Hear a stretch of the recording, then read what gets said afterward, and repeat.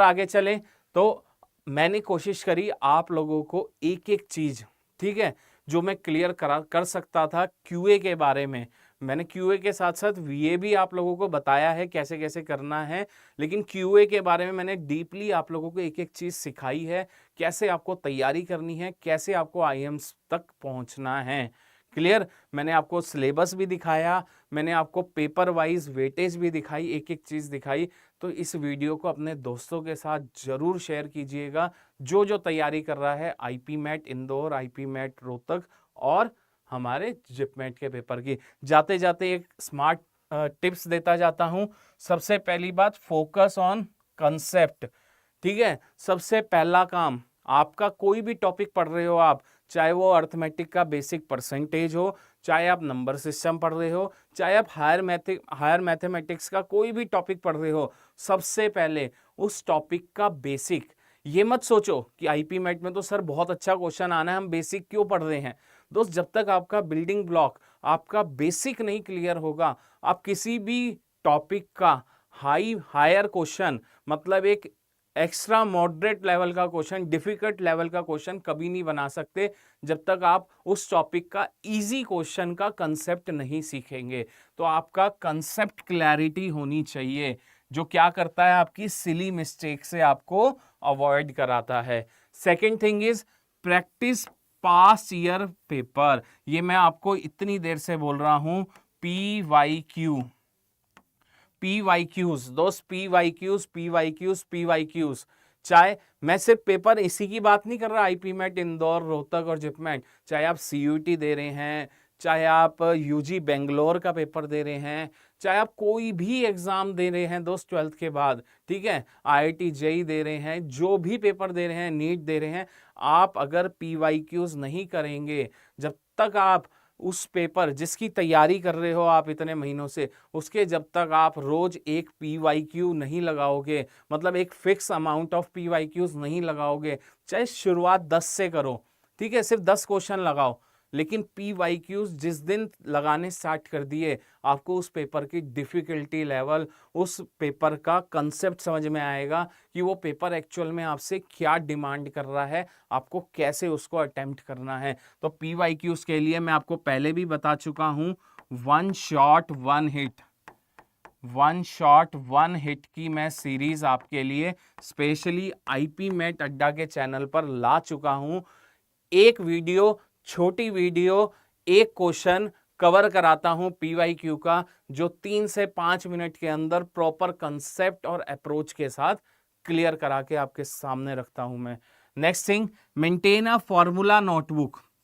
ये first point था, ये second, and the third point is, जैसे जैसे पढ़ते जा रहे हो ना, एक छोटी सी बुक बना लो जिसमें फॉर्मूलेज लिखते चले जाओ। जैसे ट्रिग्नोमेट्री बैठे, ट्रिग्नोमेट्री के जो फॉर्मूलेज हैं, sine A plus B, sine A minus B, sine C plus sine D, sine C minus sine D, ये फॉर्मूलेज को लाइन से, साइन 2 थीटा क्या होता है, कॉस 2 थीटा क्या होता है, एक बार जब लिखने बैठोगे, ट्रिग्नोमेट्री के ही कम से कम 50 से ज्यादा फॉर्मूलेज बन जाते हैं।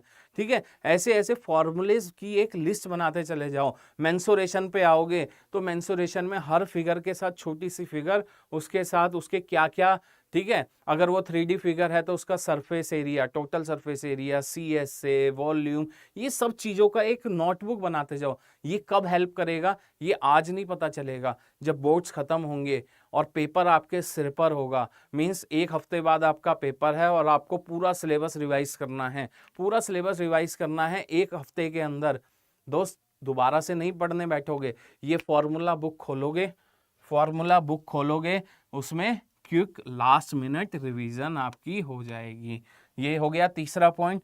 चौथा point, attempt mock in exam like setting.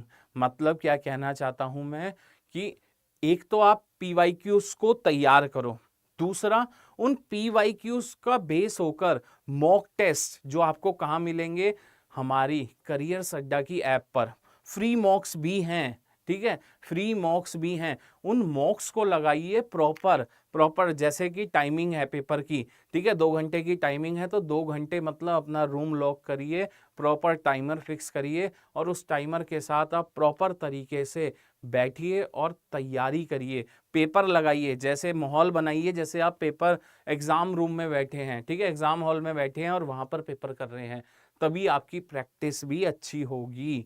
ठीक है, अभी स्टार्टिंग में बोर्ड्स का भी प्रेशर है, मैं ये नहीं कहता रोज एक मॉक लगाओ, लेकिन कम से कम हफ्ते में 3 मॉक तो लगाओ, अल्टरनेट डेज पर लगाओ। ठीक है, अल्टरनेट डेज दो, जब बोर्ड्स खत्म हो जाएं तो रोज एक एक मॉक लगाओ, लेकिन मॉक भी लगाना बहुत जरूरी है मेरे दोस्त। और समझिए, रिवाइज डेली, लास्ट पॉइंट आपके लिए, रिवाइज डेली, थोड़ा थोड़ा साथ साथ रिवाइज भी करते रहो ताकि पीछे पड़े हुए कंसेप्ट भूल ना जाओ। बताइए, ये कुछ क्विक पॉइंट्स थे, कुछ टिप्स थी जो मेरी तरफ से आप लोगों को एक कोशिश है कि आप लोगों का पेपर बहुत अच्छा हो। आप हमारे साथ जुड़े हैं, आईपी मैट अड्डा का नाम है, आप हमारे साथ जुड़े हो, आपके लिए हम बहुत मेहनत कर रहे हैं। और जो बच्चे हमारे साथ पेड बैच पर जुड़े हैं, वो बच्चे हमारे साथ ऑफलाइन, ठीक है, ऑफलाइन भी 1-to-1 जुड़ रहे हैं। ये मौका भी आपको मिल सकता है क्योंकि करियर्स अड्डा ने अपने ऑफलाइन सेंटर्स भी दिल्ली में खोल चुके हैं, तो आप हमसे 1-on-1 मेंटरशिप भी ले सकते हैं दोस्तों। तो बताइए, ये सेशन आपको कैसा लगा, नीचे कमेंट करिए, अपने दोस्तों के साथ शेयर करिए, और जो भी आपका कोई डाउट है, ठीक है, इस वीडियो में आपको अगर कुछ समझ में नहीं आया, कुछ भी रिलेटेड, तो आप मुझे नीचे कमेंट कर हमारी टीम आपको अप्रोच करेगी, आप प्रॉपर तरीके से हमसे जुड़ सकते हैं। और ज़्यादा से ज़्यादा इस वीडियो को शेयर करिए, जो तैयारी कर रहा है आईपी मैट इंदौर, रोहतक और जिप मैट, जिसका ये 3 पेपर मेन टारगेट हैं, उनके साथ इस वीडियो को शेयर कर दीजिए, फैला दीजिए, ताकि उनको पता चले कि क्वांट एक्चुअल में इतनी मुश्किल नहीं है जितनी लोगों ने बना रखी है कि आईपी मैट इंदौर में क्वांट बहुत मुश्किल आती है। बहुत मुश्किल नहीं है। आप प्रॉपर तरीके से अपना टाइम टेबल बनाएंगे, प्रॉपर तरीके से जो मैंने आप लोगों को ये टिप्स बताई हैं, इनको आप फॉलो करेंगे तो आप बहुत अच्छे से इसे क्लियर कर पाएंगे। क्लियर? चलिए, मिलते हैं नेक्स्ट वीडियो में और बढ़िया कंसेप्ट के साथ। Thank you so much.